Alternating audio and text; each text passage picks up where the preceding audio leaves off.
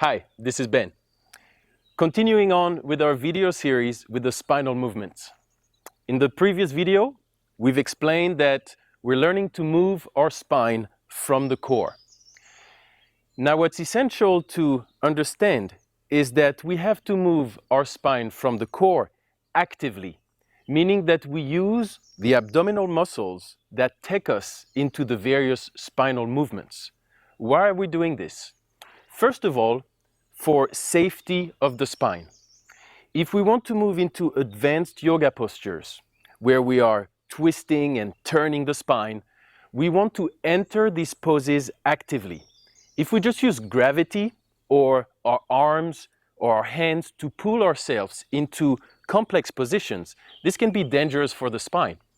Therefore, we have to learn to activate the abdominal muscles that make us flex, twist, or side lengthen. What this will also do is it will prevent us from just locking the core and tightening everything. In a lot of modern yoga practice, we are told to pull the navel to the spine and to engage the core. Even if this has some sense into it as far as protecting the spine, very often people end up locking their core. And what this does is then inhibits the diaphragm from working. Therefore, we can no longer breathe into the belly, we have to breathe into the chest, and that puts us into a stress mode, into the fight or flight. And essentially, it takes us out of yoga, because for a good yoga practice, we have to be firm but calm. Therefore, we have to learn to actively move from the core while relaxing what doesn't need to be active. So let's begin with the flexion of the spine.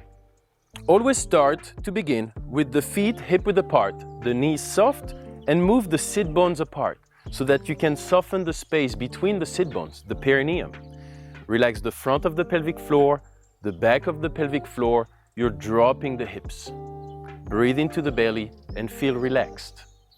Now we're going to bring the belly button and the pubic bone closer together to start to flex the spine.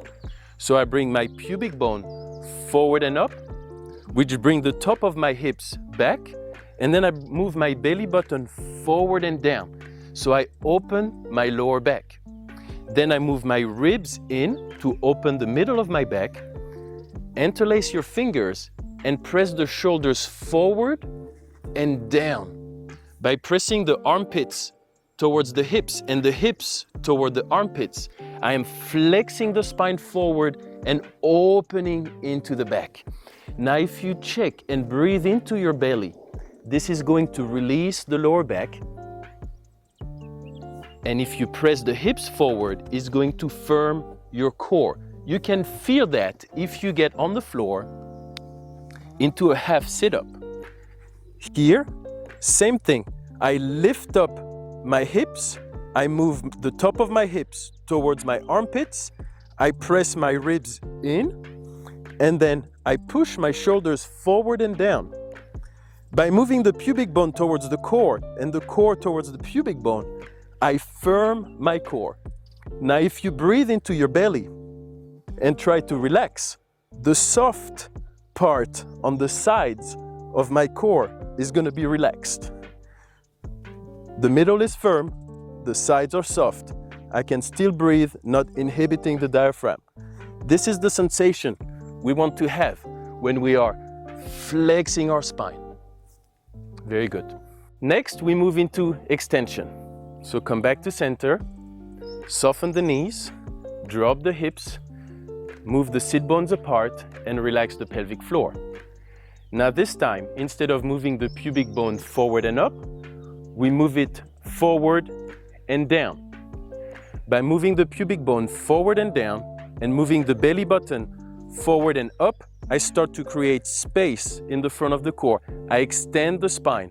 Then I move the chest forward and I interlace the fingers behind the back, move the shoulders back and down. Again, pubic bone forward and down, belly button forward and up, chest forward and up, and then I open the throat. I can lift up the chin, gently look up. I breathe into my belly feeling the opening into the front of the spine. And then I drop the hips, release the hands, and come back to center. So this was flexion and extension. In the next video, we're going to cover side body lengthening.